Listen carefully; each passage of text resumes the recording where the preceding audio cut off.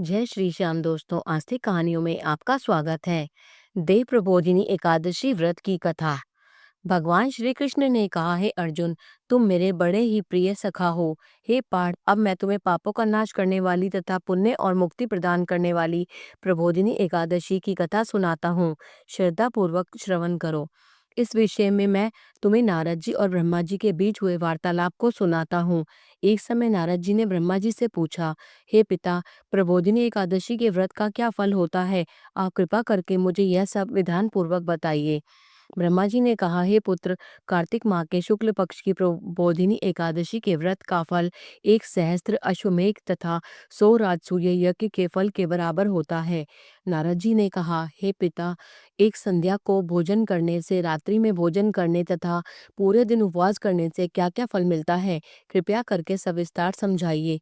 ब्रह्मा जी ने कहा, हे नारद, एक संध्या को भोजन करने से 2 जन्म के तथा पूरे दिन उपवास करने से 7 जन्म के सभी पाप नष्ट हो जाते हैं। जिस वस्तु का त्रिलोक में मिलना दुष्कर है, वह वस्तु भी प्रबोधिनी एकादशी के व्रत से सहज ही प्राप्त हो जाती है। प्रबोधिनी एकादशी के व्रत के प्रभाव से बड़े से बड़ा पाप भी क्षण मात्र में ही नष्ट हो जाता है। पूर्व जन्म के किए हुए अनेक बुरे कर्मों को प्रबोधिनी एकादशी का व्रत क्षण भर में नष्ट कर देता है। जो मनुष्य अपने स्वभावानुसार प्रबोधिनी एकादशी का विधान पूर्वक व्रत करते हैं, उन्हें पूर्ण फल प्राप्त होता है। हे पुत्र, जो मनुष्य श्रद्धा पूर्वक इस दिन किंचित मात्र पुण्य करते हैं, उनका वह पुण्य पर्वत के समान अटल हो जाता है। जो मनुष्य अपने हृदय के अंदर ही ऐसा ध्यान करते हैं कि प्रबोधिनी एकादशी का व्रत करूंगा, उनके 100 जन्म के पाप नष्ट हो जाते हैं।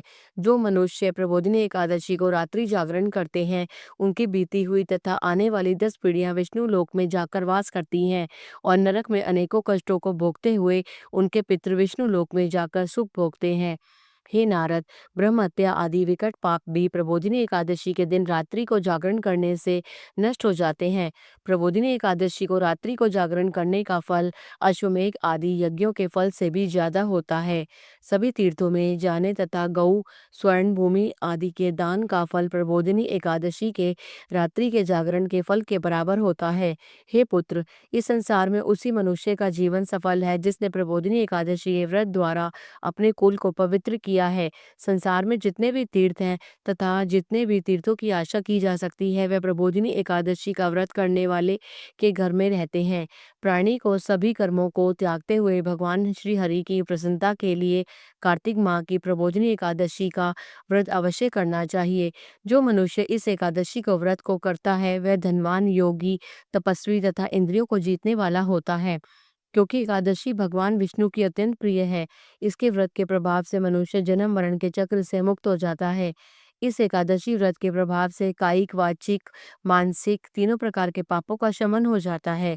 इस एकादशी के दिन जो मनुष्य भगवान विष्णु की प्राप्ति के लिए दान, तप, होम, यज्ञ आदि करते हैं, उन्हें अनंत पुण्य की प्राप्ति होती है। प्रबोधिनी एकादशी के दिन भगवान श्री हरि का पूजन करने के बाद यौवन तथा वृद्धावस्था के सभी पाप नष्ट हो जाते हैं। इस एकादशी की रात्रि को जागरण करने का फल सूर्य ग्रहण के समय स्नान करने के फल से सहस्त्र गुना ज्यादा होता है। मनुष्य अपने जन्म से लेकर जो पुण्य करता है, वह पुण्य प्रबोधिनी एकादशी के व्रत के पुण्य के समान व्यर्थ है। जो मनुष्य प्रबोधिनी एकादशी के व्रत नहीं करता, उसके सभी पुण्य व्यर्थ हो जाते हैं। इसलिए हे पुत्र, तुम्हें भी विधान पूर्वक भगवान विष्णु का पूजन करना चाहिए। जो मनुष्य कार्तिक माह के धर्मपरायण होकर अन्य व्यक्तियों का अन्न नहीं खाते, उन्हें चंद्रायण व्रत के फल की प्राप्ति होती है। कार्तिक माह में प्रभु दान आदि से उतने प्रसन्न नहीं होते जितने कि शास्त्रों के कथा सुनने से प्रसन्न होते हैं। कार्तिक माह में जो मनुष्य प्रभु की कथा को थोड़ा बहुत भी पढ़ते या सुनते हैं, उन्हें 100 गायों के दान के फल की प्राप्ति होती है। ब्रह्मा जी की बात सुनकर नारद जी बोले, हे पिता, अब आप एकादशी के व्रत का विधान कहिए और कैसा व्रत करने से किस पुण्य की प्राप्ति होती है, कृपा करके यह समझाइए। नारद जी की बात सुन ब्रह्मा जी बोले, हे पुत्र, इस एकादशी के दिन मनुष्य को ब्रह्म मुहूर्त में उठ जाना चाहिए और स्नान आदि से निवृत्त होकर व्रत का संकल्प करना चाहिए। उस समय भगवान विष्णु से प्रार्थना करनी चाहिए कि हे प्रभु, आज मैं निराहार हूँ और दूसरे दिन भोजन करूंगा, इसलिए आप मेरी रक्षा करें। इस प्रकार प्रार्थना करके भगवान का पूजन करना चाहिए और व्रत प्रारंभ करना चाहिए। उस रात्रि को भगवान के समीप गायन, नृत्य, बाजे तथा कीर्तन करते हुए रात्रि व्यतीत करनी चाहिए। प्रबोधिनी एकादशी के दिन कृपणता को त्याग कर बहुत से पुष्प, अगर, धूप आदि से भगवान की आराधना करनी चाहिए। शंख के जल से भगवान को अर्घ्य देना चाहिए। इसका फल तीर्थ दान आदि से करोड़ गुना अधिक होता है। जो मनुष्य अगस्त्य पुष्प के से भगवान का पूजन करते हैं, उनके सामने इंद्र भी हाथ जोड़ता है। कार्तिक माह में जो बेलपत्र से भगवान की पूजा करते हैं, उन्हें अंत में मुक्ति मिलती है। कार्तिक माह में जो मनुष्य तुलसी जी से भगवान का पूजन करते हैं, उसका 10,000 जन्मों के सभी पाप नष्ट हो जाते हैं।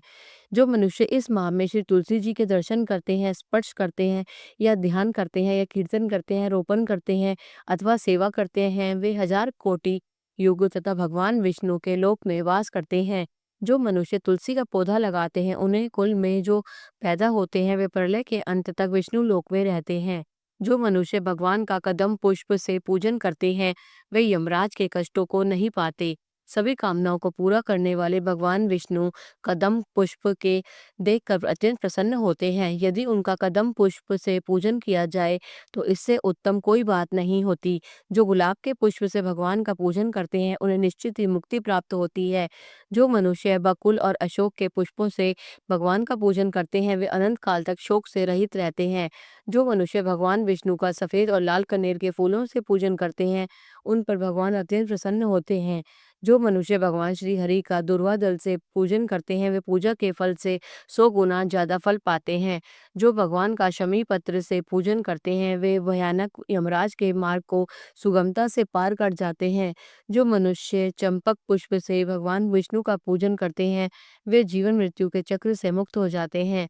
जो मनुष्य स्वर्ण का बना हुआ केतकी पुष्प भगवान को अर्पित करते हैं, उनके करोड़ों जन्म के पाप नष्ट हो जाते हैं। जो मनुष्य पीले और लाल कमल के सुगंधित पुष्पों से भगवान का पूजन करते हैं, उन्हें श्वेत द्वीप में स्थान मिलता है।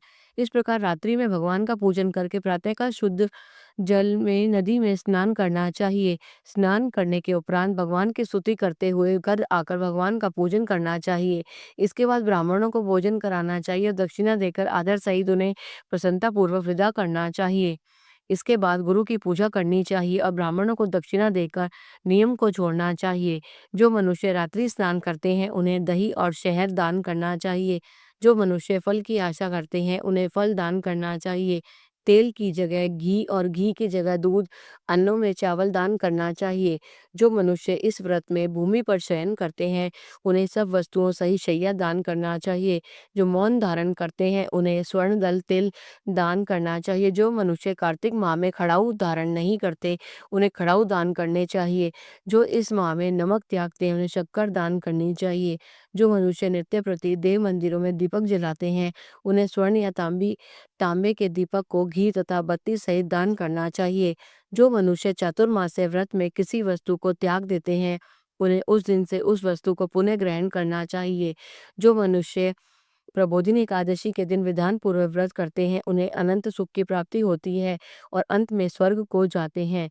जो मनुष्य चातुर्मास्य व्रत को बिना किसी बाधा के पूर्ण कर लेते हैं, उन्हें दोबारा जन्म नहीं लेना पड़ता। जिन मनुष्यों का व्रत खंडित हो जाता है, उन्हें दोबारा प्रारंभ कर लेना चाहिए। जो मनुष्य इस एकादशी के महात्म को सुनते हैं व पढ़ते हैं, अश्वमेध के यज्ञ के फल की प्राप्ति होती है। इस कथा का ये सार है, वेदाध्ययन, तपस्या व त्याग की दृष्टि से चातुर्मास्य का नियम अति महत्वपूर्ण है। भगवान श्री हरि की भक्ति में लीन होने के लिए यह समय अति उत्तम होता है। गृहस्थ व्यक्ति भी चातुर्मास्य में भगवान विष्णु की भक्ति का पूरा लाभ उठा सकते हैं। जय श्री श्याम।